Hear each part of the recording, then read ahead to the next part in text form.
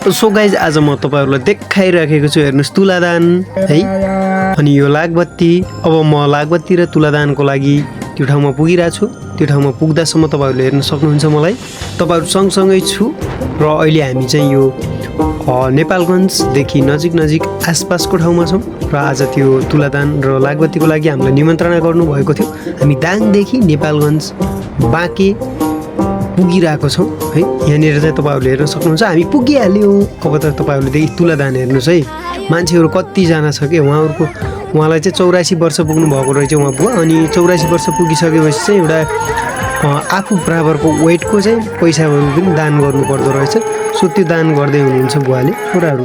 अनि उहाँहरुको छोराहरु हुनुहुन्छ है। उहाँहरुको छोराहरुले चाहिँ उहाँहरुको बुवाको लागि चाहिँ विशेष स्पेशल दिन बनाइदिनु भएको छ। उहाँ बुवा 84 वर्ष पुग्नु भयो। 84 वर्ष पुगिसकेपछि आफू बराबरको वेट दान गर्नु पर्दो रहेछ। आफू बराबरको पैसा दानको लागि चाहिँ अर्को उसमा प्लानमा राख्नु भएको छ भने आफू यतातिर हुनुहुन्छ।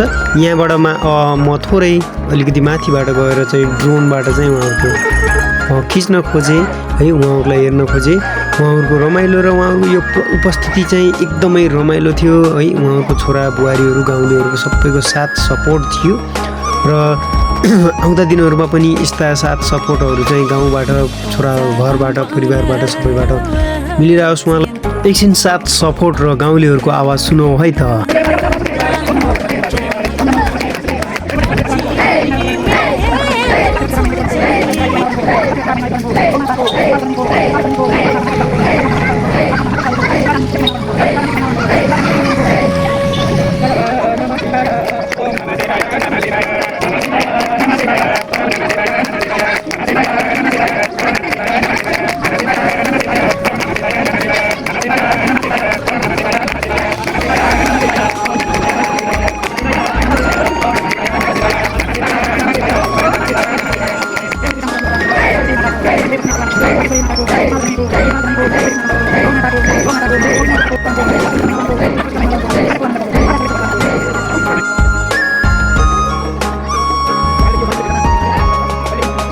अनि उहाँको तुलादान कार्यक्रम अन्त्य भइसकेको छ र उहाँको तुलादान कार्यक्रम सकिसकेपछि है अब हामी उहाँको लागबत्तीतिर लाग्यौं। लागबत्ती पूजा पनि लगाइसक्नु भएको छ, बत्ती पनि बालिसक्नु भएको छ।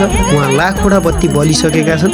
यी लाखवटा बत्तीले चाहिँ उहाँहरुको सपनाहरु, उहाँहरुलाई चाहिँ एउटा धर्म संस्कृति आफ्नो रीतिरिवाज अनुसार चाहिँ आज पूरा गर्नुभएको छ। उहाँहरुको धेरै दिनको मेहनतपछि, धेरै दिनको धैर्यतापछि है आफ्नो इष्टमित्र गाउँ समाजलाई चाहिँ सबैलाई डाकेर है हेर्न सकिन्छ। र लाखवटा बत्ती एकै पटक बलिरहेका छन्, जुन बत्तीहरुलाई चाहिँ घिउमा मलेर बाल्नु पर्दछ।